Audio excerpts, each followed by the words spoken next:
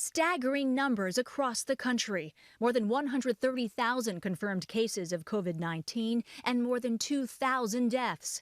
Just announced out of Michigan, a state representative has died from the virus.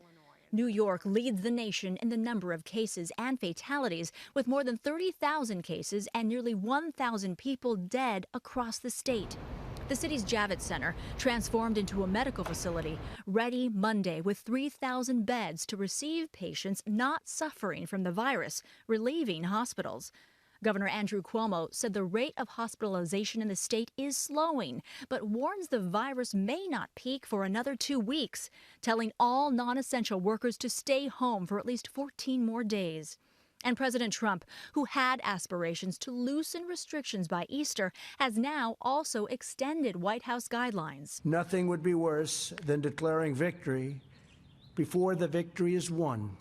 Therefore, we will be extending our guidelines to April 30th to slow the spread.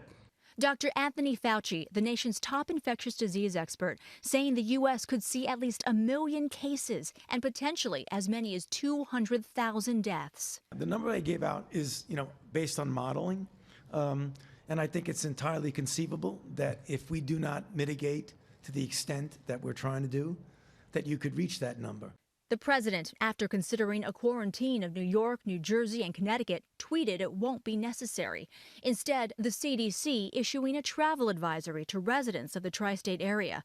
And other states now implementing strict measures to stop the spread.